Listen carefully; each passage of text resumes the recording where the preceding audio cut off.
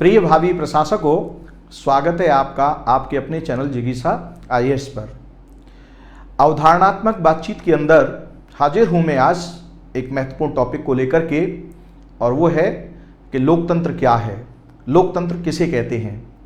और जो ये बात होंगी वो केवल अवधारणात्मक स्तर पर होंगी, यानी कॉन्सेप्ट को समझाने के लिए इस पर बातचीत की जाएगी। तो आइए, लोकतंत्र का मतलब क्या होता है, यानी लोकतंत्र शासन का एक स्वरूप होता है।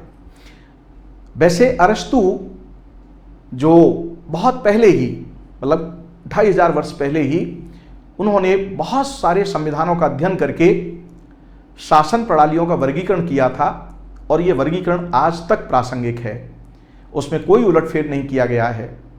उन्होंने शासन व्यवस्था के बारे में वर्गीकरण के अंतर्गत 3 बातें बताई, यानी वर्गीकरण में 3 चीजें हैं। एक है कि एक व्यक्ति का शासन जो कि राजतंत्र कहलाता है, और अगर ये जो राजा है अगर मनमाने तरीके से शासन का संचालन करता है तो ये अधिनायकवाद हो जाता है।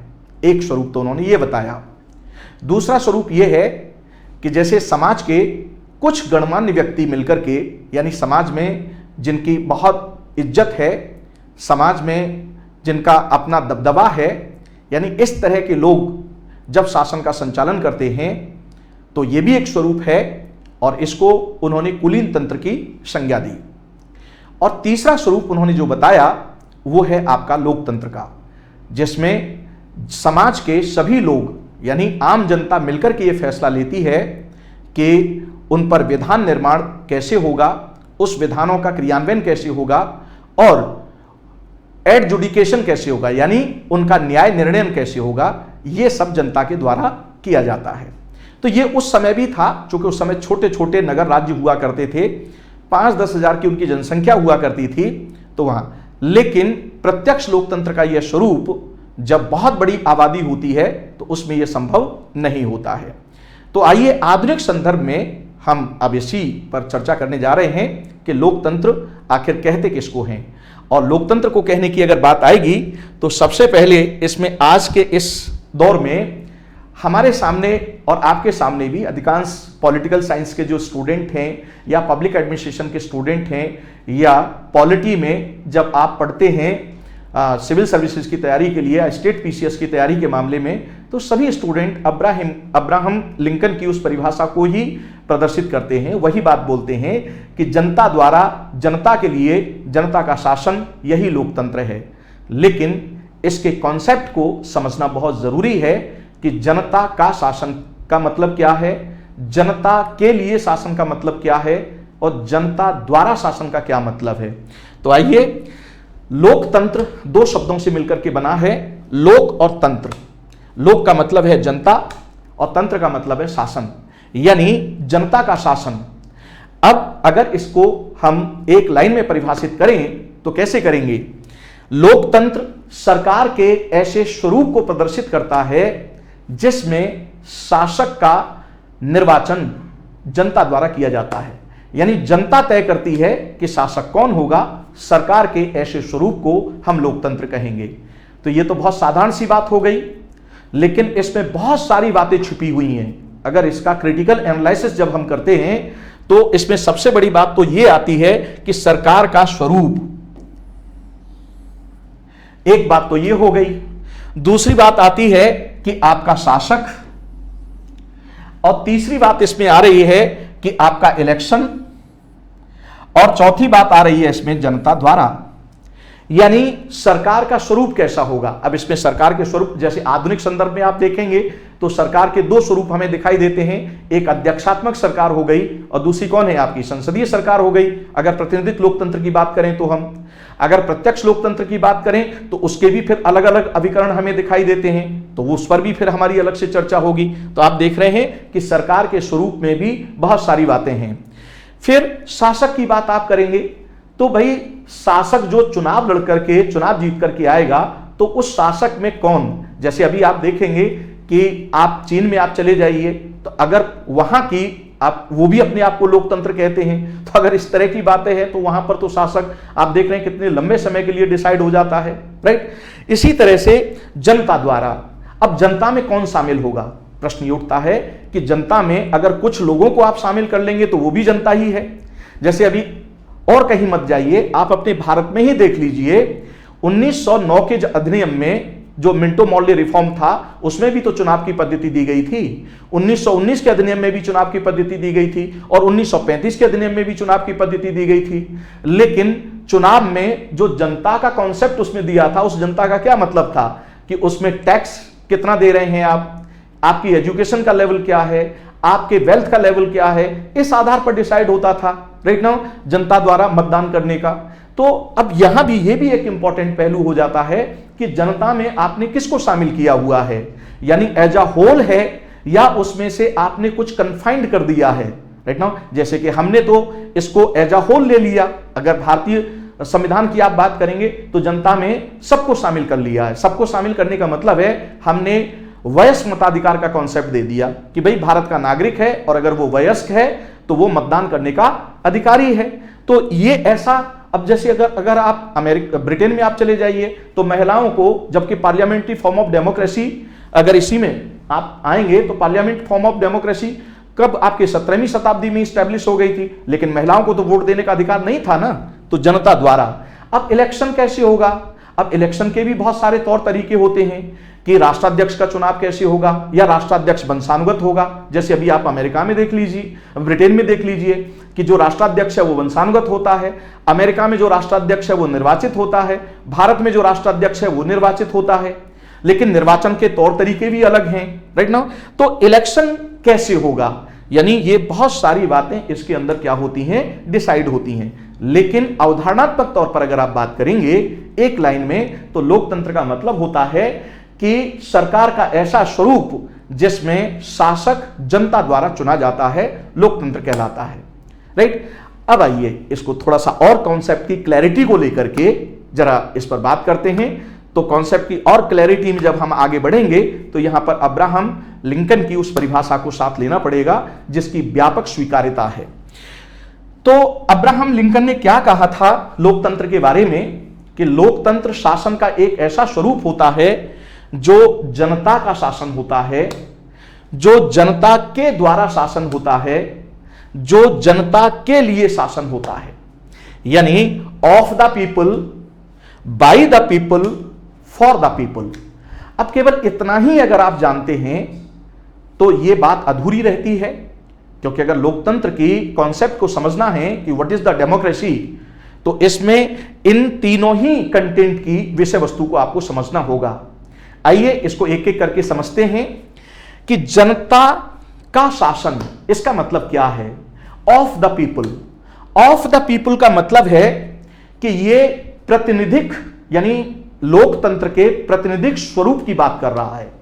प्रातिनिधिक स्वरूप की बात का मतलब यह हुआ कि समाज में जो जनता की संरचना है, राइट नाउ, क्या उसका प्रतिनिधित्व लोकतंत्र में है? अगर उसका प्रतिनिधित्व है तो हम क्या कहेंगे, लोकतंत्र कहेंगे। यानी जिस समाज की जैसी संरचना होगी, राइट नाउ, उस संरचना का प्रतिनिधित्व वहां के उस सरकार में दिखना चाहिए, यानी सरकारी संरचना में वो दिखना चाहिए। जैसे अभी भारत को आप ले लीजिए, संसद है, तो संसद में जो सीटों का बंटवारा आपने किया है, राइट नाउ, तो उसमें भारत की जो समाज की संरचना है उसमें सभी का प्रतिनिधित्व होना चाहिए, और ऐसी व्यवस्था आपने भारतीय संविधान में की है, राइट नाउ। उसमें एससी को भी रिजर्वेशन दिया है आपने, एसटी को भी रिजर्वेशन दिया है। लेकिन ध्यान दीजिएगा, अभी महिलाओं की स्थिति ऐसी है कि उसके लिए आपने आरक्षण का प्रावधान नहीं किया है, जिसकी लगातार क्या की जा रही है, मांग की जा रही है, राइट नाउ। क्या गरीब, क्या अमीर, क्या पढ़े लिखे, क्या अनपढ़, राइट नाउ, अब आप देख रहे हैं कि भाई बहुत योग्य लोग हैं, वो चुनाव के माध्यम से नहीं आ सकते।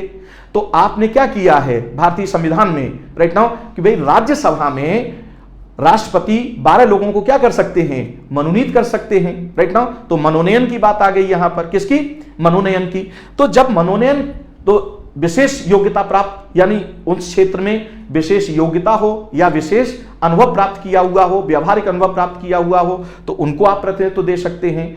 तो यानी जनता का शासन, इसका मतलब है कि प्रतिनिधित्व, यानी जो समाज है, समाज के सभी वर्गों का प्रतिनिधित्व होना चाहिए, तभी हम उसे लोकतंत्र कहेंगे, अदरवाइज उसे लोकतंत्र नहीं कहेंगे। ये इसका आशय है, यानी जनता का शासन का मतलब, यानी ऑफ द पीपल। अब आइए, बाय द पीपल का मतलब क्या है? अब ये तो यानी सामाजिक जो संरचना है आपकी, राइट नाउ, जनता का जो वर्ग है आपका, उसके प्रतिनिधित्व की बात हो गई। अब बात आती है सरकार के गठन की। तो ये कह रहा है जनता द्वारा, by the people. By the people का मतलब है कि जो सरकार का गठन होगा वो जनादेश से होगा। इसका मतलब ये हुआ कि जनता द्वारा ये जो कंटेंट है, ये जो पहलू है, ये इलेक्शन की बात करता है, यानी जो सरकार है वो इलेक्शन के माध्यम से अस्तित्व में आएगी। तो इलेक्शन की बात करेगा ये। अब इलेक्शन का स्वरूप क्या होगा? फिर ये तो कॉन्सेप्ट की बात हो रही है ना, फिर इसमें से तो फिर बहुत सारी बातें निकल करके आएंगी।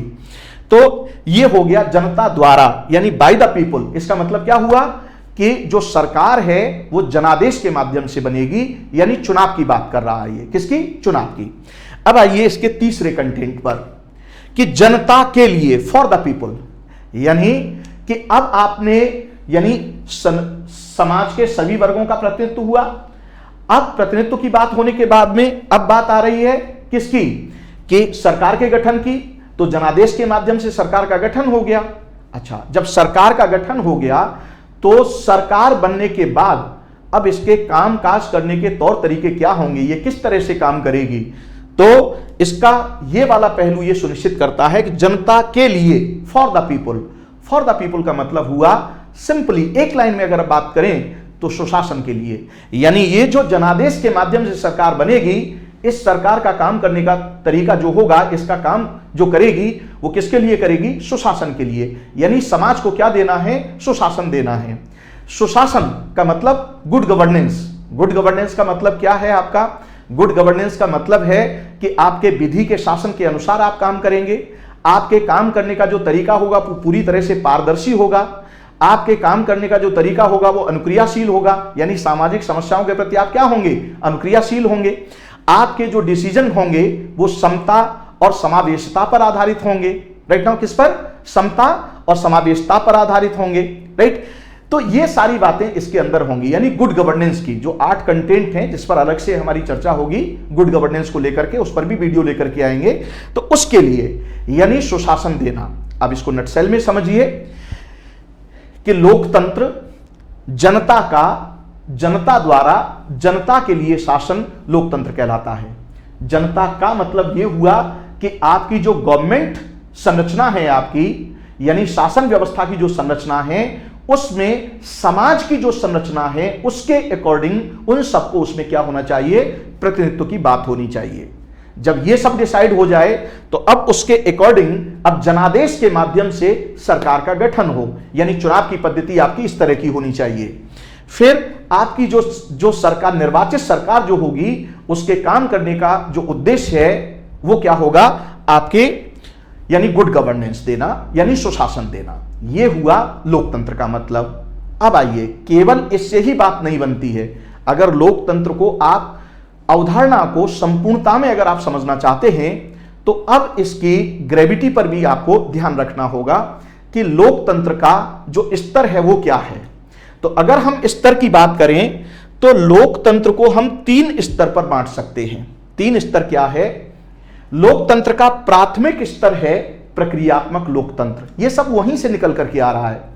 प्रक्रियात्मक लोकतंत्र का मतलब क्या हुआ? प्रक्रियात्मक लोकतंत्र का मतलब यह हुआ कि चुनाव कैसे कराया जाएगा, मतदाता में किन किन को शामिल किया जाएगा, उनको शामिल करने के तौर तरीके क्या होंगे। राइट नाउ, विभिन्न पदों के लिए निर्वाचन पद्धति कैसे अपनाई जाएगी, राष्ट्रीय दलों का पंजीकरण कैसे होगा, किन शर्तों के आधार पर होगा, चुनाव कैसे कराए जाएंगे, चुनावी व्यय कितना होना चाहिए। राइट नाउ, ये सारी बातें हैं वो किस में रहती हैं? आपकी प्रक्रियात्मक लोकतंत्र में। और मैं आपको बता दूं कि भारत में अधिकांशतः और बहुत सारे विकासशील देशों में भी लोकतंत्र का मतलब प्रक्रियात्मक लोकतंत्र ही मान लिया गया है। यानी केवल इलेक्शन हो जाए सरकार के लिए, इलेक्शन पद्धति को फॉलो अप कर लीजिए तो हो गया आपका लोकतंत्र। तो ये तो प्राथमिक लोकतंत्र है। यानी ये मैंडेटरी है, ये तो बिना प्रक्रियात्मक लोकतंत्र के बाकी का लोकतंत्र संभव है ही नहीं, बाकी के पायदान पर पहुंचना संभव है ही नहीं, राइट।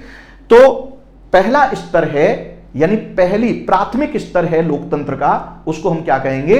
प्रक्रियात्मक लोकतंत्र कहेंगे, जो भारतीय संविधान में भी इसका स्पष्ट आपको विवरण देखने के लिए मिलेगा, जिस पर हम लोग अलग से भारतीय संदर्भ में अभी जस्ट इसके बाद वीडियो लेकर के आऊंगा तो उसमें चर्चा करूंगा।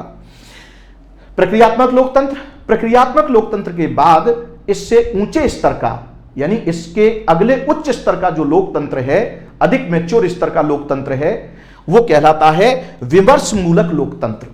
अब ये विमर्श मूलक लोकतंत्र क्या है कि जब आप प्रक्रियात्मक लोकतंत्र के माध्यम से आपने ये तय कर दिया कि संसद का गठन कैसे होगा, सरकार का गठन कैसे होगा, राइट, इसी तरह से न्यायपालिका का गठन कैसे होगा, यानी कार्यपालिका, विधायिका, न्यायपालिका, इन सबके गठन की पूरी व्यवस्था जब आपने दे दी और इलेक्शन हो करके ये आप इलेक्शन के माध्यम से आपकी संसद का गठन हो गया, सरकार का चुनाव भी हो गया, राइट।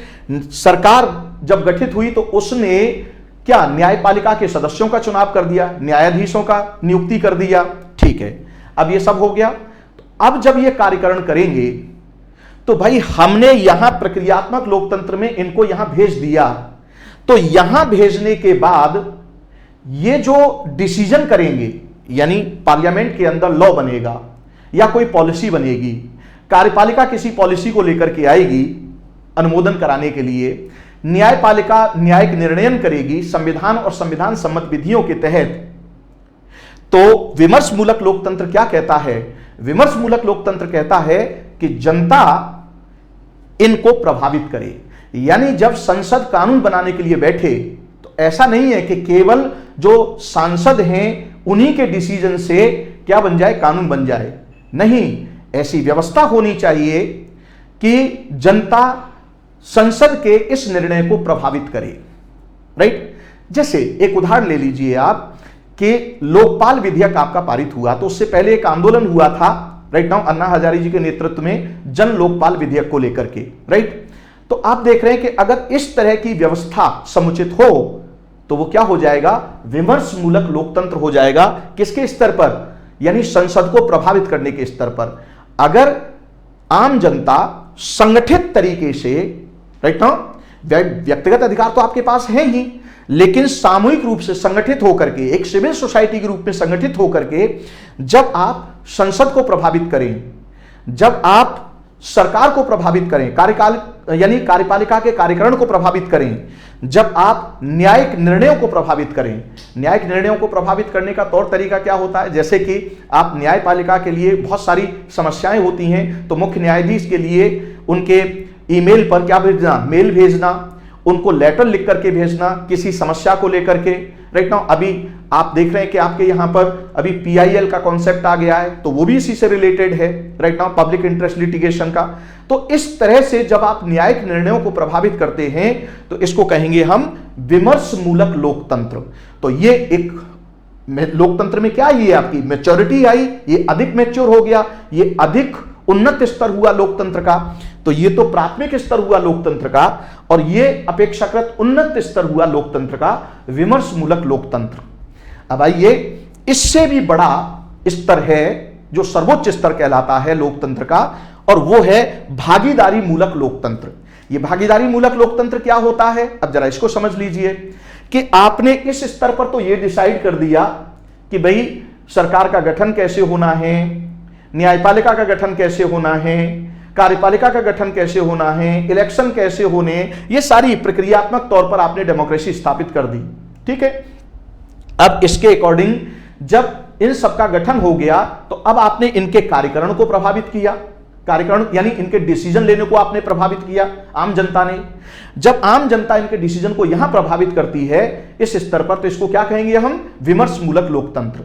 अब जरा आ जाइए इससे ऊपर वाले स्टेज पर, जो सर्वोच्च स्तर है आपका भागीदारी मूलक लोकतंत्र, पार्टिसिपेटरी डेमोक्रेसी। अब ये पार्टिसिपेटरी डेमोक्रेसी क्या है कि जब यहां बैठ करके और आपने प्रभावित किया इनको, और प्रभावित करके यहां डिसीजन हो गया, तो डिसीजन होना एक बात है और उस डिसीजन का आप तक पहुंचना दूसरी बात है।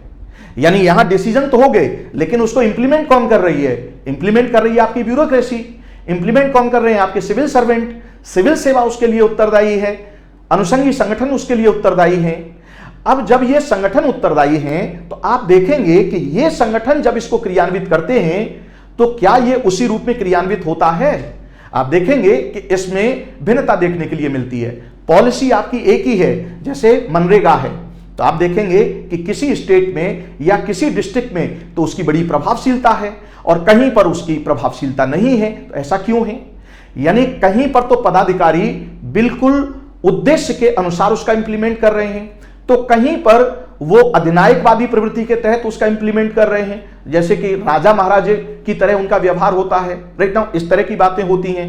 तो डिसीजन हो गया, अब वो डिसीजन उसी उद्देश्य के अकॉर्डिंग आप तक पहुंचे, तो इस स्तर पर भी आपकी भागीदारी होनी चाहिए संगठित तरीके से। जब आम जनता संगठित तरीके से सरकार के निर्णय, विधायिका के निर्णय, न्यायपालिका के निर्णय के स्तर पर जब प्रशासन द्वारा उसको एग्जीक्यूट किया जा रहा है, तो वहां पर उसका एग्जीक्यूशन उसी रूप में हो, उसी उद्देश्य के अनुरूप हो जिस उद्देश्य के अनुरूप उसे क्या किया गया है? तैयार किया गया है। तो हम इसे कहेंगे कि वो जो डेमोक्रेसी है वो कैसी है? भागीदारी लोकतंत्र है, यानी पार्टिसिपेटरी डेमोक्रेसी है। तो अब आपको समझ में आया होगा कि अभी भारत में, यानी अगर हमारे यहां की आप बात करें तो अभी मूलतः हम यहीं पर जमे हुए हैं, यानी प्रक्रियात्मक लोकतंत्र पर ही फोकस है, और हमारा ही नहीं, अधिकांश विकासशील देशों का। लेकिन विमर्श मूलक लोकतंत्र और भागीदारी मूलक लोकतंत्र की आप बात करें तो यहां आप ब्राजील का उदाहरण ले सकते हैं, जापान का उदाहरण ले सकते हैं, राइट नाउ इस तरह के आपके बहुत सारे कंट्री हैं, राइट नाउ, जिन्होंने इस तरह का डेवलपमेंट किया है। हमारा भी इस ओर डेवलपमेंट है, ऐसा नहीं है कि हम इस पर काम नहीं कर रहे हैं। इसीलिए कहा जाता है कि भारत में लोकतंत्र निरंतर विकास क्रम के दौर से गुजर रहा है, यानी हमारे यहां पर भी लोकतंत्र क्या हो रहा है? आपका निरंतर विकास कर रहा है। तो निरंतर विकास का मतलब क्या हुआ कि प्रक्रियात्मक लोकतंत्र से हम कहां शिफ्ट हों? विमर्श मूलक लोकतंत्र में, और विमर्श मूलक लोकतंत्र से कहां शिफ्ट हों? हम भागीदारी लोकतंत्र में। जब भागीदारी लोकतंत्र पर हम लोग पहुंच जाएंगे तो ये बहुत ही उन्नत किस्म का लोकतंत्र होगा। और ऐसी स्थिति में जो विभिन्न प्रकार की आपकी जो समस्याएं आज आपको दिखाई दे रही हैं, जो आपने लक्ष्य निर्धारित कर रखे हैं कि समता मूलक समावेशी विकास हो और उसके लक्ष्य प्राप्त हों, तो यहां आपको कठिनाई नहीं होगी। इस स्तर पर इन लक्ष्यों को प्राप्त करना बहुत आसान हो जाता है, बहुत इजी हो जाता है, क्योंकि यहां पर जनता बहुत जागरूक हो जाती है, उसके पास चेतना विकास अधिकार बोध होता है, और अपने इस चेतना विकास और अधिकार बोध की प्रतिपूर्ति के लिए वो संगठित रूप से प्रयास करती है, विमर्श मूलक स्थिति पर भी और विमर्श मूलक और पार्टिसिपेटरी के लेवल पर। तो ये है आपके लोकतंत्र की अवधारणा। अब इससे संबंधित विभिन्न प्रकार की जो अन्य चीजें हैं उन पर हम क्रमशः, अब ये लोकतंत्र पर वीडियो हमारा निरंतर जारी रहेगा। भारतीय संविधान में हमने लोकतंत्र को किस तरह से परिभाषित किया है, राजनीतिक लोकतंत्र क्या है, सामाजिक लोकतंत्र क्या है, आर्थिक लोकतंत्र क्या है, हमने अपने लोकतंत्र का आधार किसको बनाया है, इन सब बातों पर भी हमारी अभी इस पर तुरंत वीडियो आपको मिलने वाला है। तो आज लोकतंत्र को लेकर के कॉन्सेप्ट, यानी अवधारणात्मक बातचीत को लेकर के आज इतना ही। एक बार नटशेल में फिर मैं आपको बता देता हूं कि लोकतंत्र का मतलब होता है शासन का ऐसा स्वरूप जिसमें शासक को, यानी सरकार का ऐसा स्वरूप जिसमें शासक को जनता द्वारा चुना जाता है। अब सरकार का स्वरूप क्या होगा, जनता में कौन शामिल होगा, चुनने का तरीका क्या होगा, अब ये सारे डिस्कशन के बिंदु होते हैं और इस पर फिर व्यापकता में चीजें जाती हैं। लेकिन अगर हम नटशेल में इसको समझना चाहें तो अब्राहम लिंकन की बात आ जाती है कि जनता द्वारा, जनता के लिए जनता का शासन। अब जनता का शासन का मतलब यह हुआ कि समाज की जैसी संरचना है उस संरचना के अनुसार समाज के वर्गों का शासन व्यवस्था में क्या होना, प्रतिनिधित्व होना। इस तरह का प्रारूप तय करें तो क्या कहलाएगा, लोकतंत्र कहलाएगा। ठीक, दूसरी बात क्या हुई, जब यह तय हो गया तो अब जनता द्वारा, यानी अब इस व्यवस्था में अब जो सरकार गठित होगी वो जनादेश से होनी चाहिए, यानी अब ये चुनाव की बात करता है जनता के लिए। अब तीसरी बात आती है, यानी जनता द्वारा हो गया ये। अब बात आती है जनता के लिए, तो जनता के लिए का मतलब क्या हुआ? सुशासन देना, राइट ना, गुड गवर्नेंस देना। तो ये हो गया अवधारणात्मक तौर पर। अब बात आती है कि इसके स्तर को लेकर के, तो स्तर को लेकर के हमने 3 स्तर की बात की है। प्राथमिक स्तर है प्रक्रियात्मक लोकतंत्र का, उसके बाद उससे अधिक उन्नत स्तर है आपका किसका? आपके विमर्शमूलक लोकतंत्र का, और उत्कृष्ट स्तर है लोकतंत्र का, वो है भागीदारी लोकतंत्र का। आशा करता हूं कि लोकतंत्र पर यह अवधारणात्मक जो विषय वस्तु है वो आपको समझ में आई होगी। आज इतना ही इस वाले वीडियो में, फिर आपसे मिलता हूं, तब तक के लिए विदा लेता हूं। जय हिंद।